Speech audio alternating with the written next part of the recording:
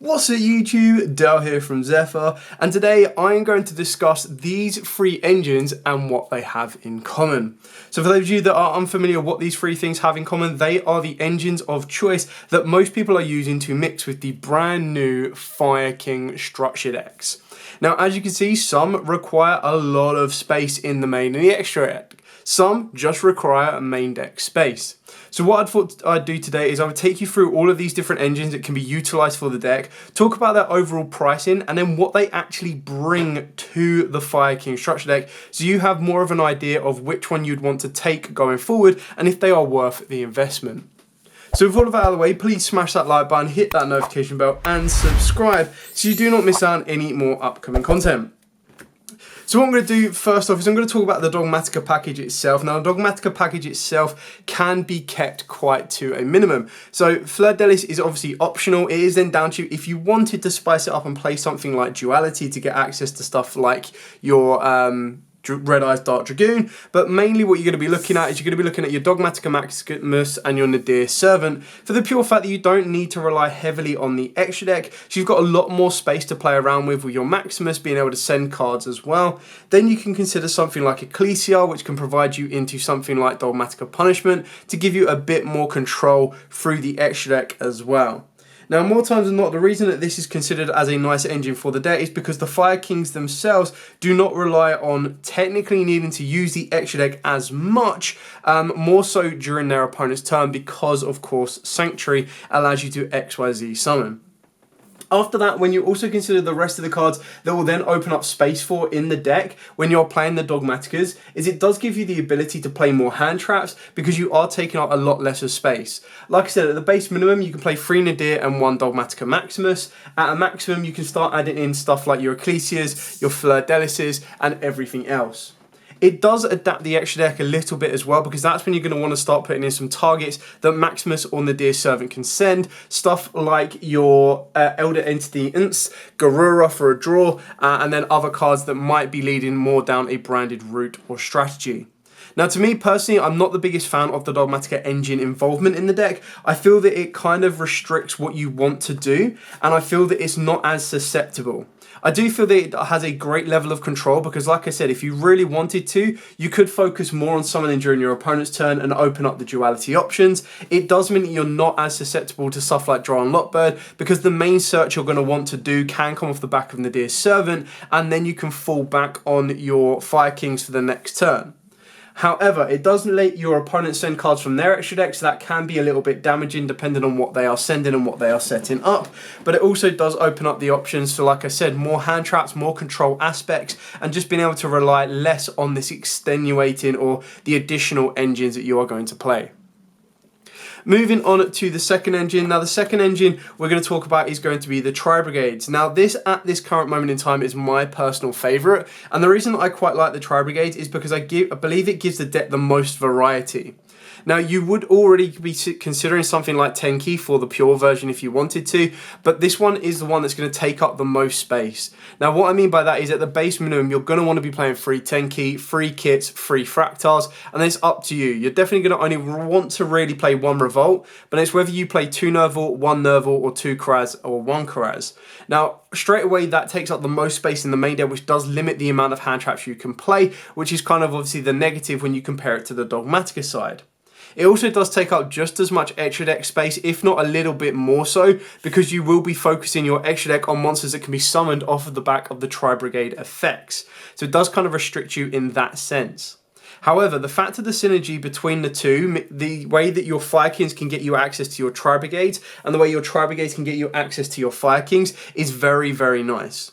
Now obviously the Snake Eyes will get you access to the Ponyx as well, but there's no way that the Fire Kings can really get back to your Snake Eye monsters on a consistent basis as much as the Tri-brigades because of that synergy, the way they share fires, and as well that ability of Winged Beast and Beast Warrior monsters.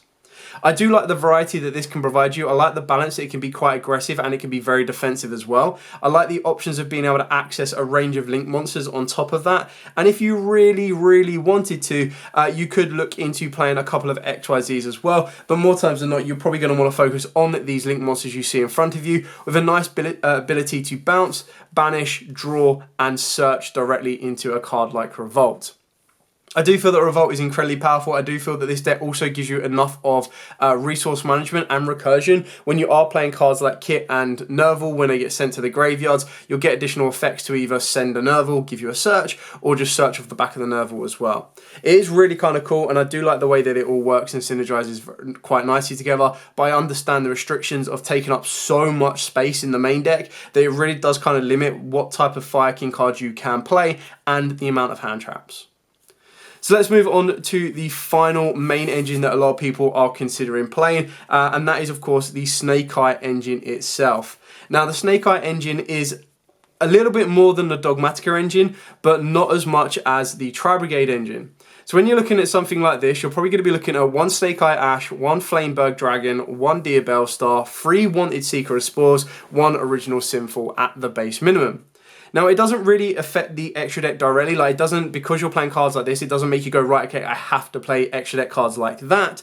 But what it does give you the option for is it does allow you to play stuff like SP Little Knight and Typhoon. But again, I mean, once you're in for £40 to £50 a copy on the Wanted, you might as well go all in and try and get the rest of the extra deck as well.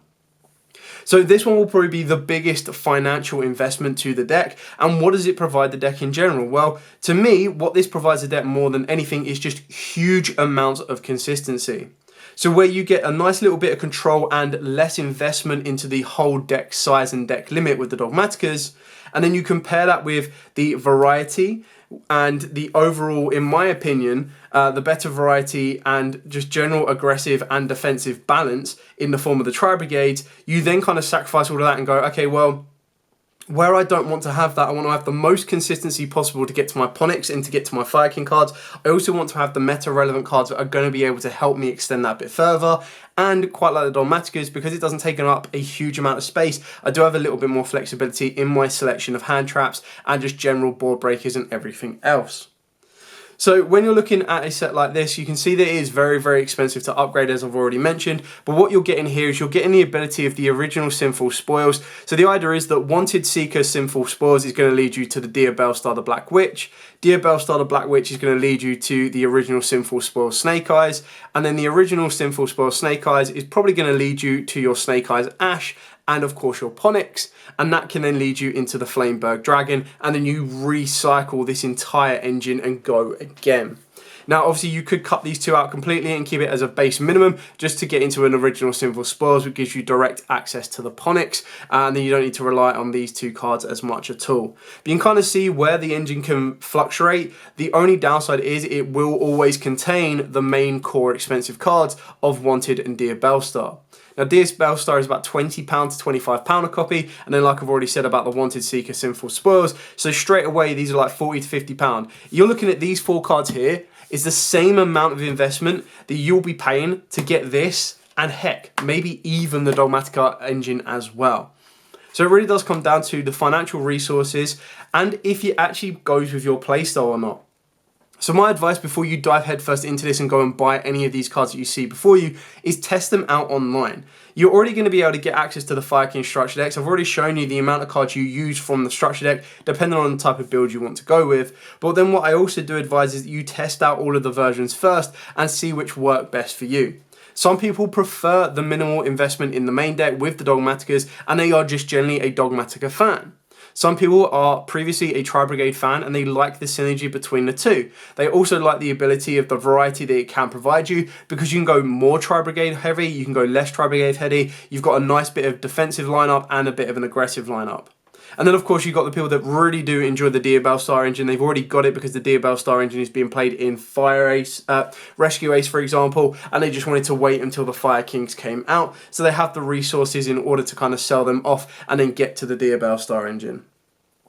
Another engine that I'm going to give an honourable mention to is, of course, the King Sark or the Horus engine. Now, the reason that I'm going to mention this is just for the pure fact that it can be rank 8 turbo, which is really, really nice. But honestly, when you're comparing all of these, if you're going to spend the money on getting the Horus engine, you're probably going to go for the wanted Sinful Spoils engine instead. So again, it's just one of them ones that if you've got it, great, you might want to tinker with it, change it up, see how it works. But more times than not, I feel most of the builds you're going to be seeing online are going to consist of one of these three. Like I said, the most consistent and the most successful is, of course, the Snake Eyes version. The most varied is, of course, the Tri-brigade version. And the version that allows you to play it as pure as possible while still being as competitive with all of the extra space for hand traps is, of course, the Dogmatikas.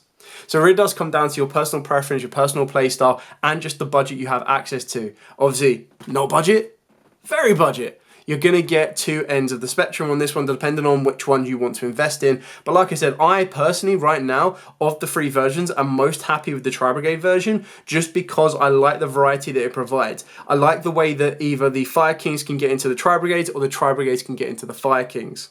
Yes, of course, the Dia Bellstars can get you directly into Ponix, which is very, very nice, and a nice little bit of synergy and aggression, which is why this engine is so hyped right now. But I don't feel that there is a way that you can shift that back around and you can go from your Fire Kings to the Dia Bellstars. And the worst thing you want to be doing is spending 150 to nearly £200 on the Dia Bellstar engine, and then all you see is the Fire King cards. It's like, there's no variety at all. I just go one route, I play one way, and the game ends one way. Whereas what I also do like, especially when you're going into the release weekend, this weekend, is that a lot of people, if they're on a budget or a tight shoestring, they might go for Dogmatikas, they might go for Tri-brigades, but the majority of people, as I've already seen online, all of the first play profiles are 9 times out of 10 the Snake Eye version. So a lot of people are going to prepare for the Snake Eye version. So what you've got to keep in mind with that is a lot of people will try and stop your Snake Eye cards, they'll try and stop your Fire King cards, and then that's when you can swoop in and go, ha! Dogmatika cards, or Tri-brigade cards, and they're like, what? And they either didn't see it coming or they were familiar with it, but they just didn't know how to combat it in a consistent basis along both the Fire Kings and the Tri-brigades. Anyway, thank you so much for watching. I hope this video has given you a bit of information on the 3 different types of engines you can play with your Fire Kings as well. Like I said, non-budget, budget, consistency, variety, technically control, because you'll play so many different hand traps. So it's nice that the Fire King deck can provide you with so many different routes and so many different options, but it's also very nice to kind of narrow down exactly how you'd want to play it. And like I said, I do really enjoy the variety that I can get from the Tri-brigades. I can't hype that enough. In my opinion, it is one of the safest routes to go because it can give you something to change it up with so you don't get bored. It doesn't include you having to invest huge amounts of money just to even try and compete at your level. I still feel you can compete at a local level with the Tri-brigades, and I feel that if you're going to go to a higher event, regionals or something like that, there's going to be a lot of this running around already, whether that just be in the Fire King deck or just being used in other decks as well, that a lot of people will be familiar with this and how to kind of combat it, play around with it, and kind of direct it, go towards it directly. Anyway, thank you so much for watching. Don't forget to like, comment, subscribe, share. Till next time, as absolutely always, stay safe, and of course, happy dueling.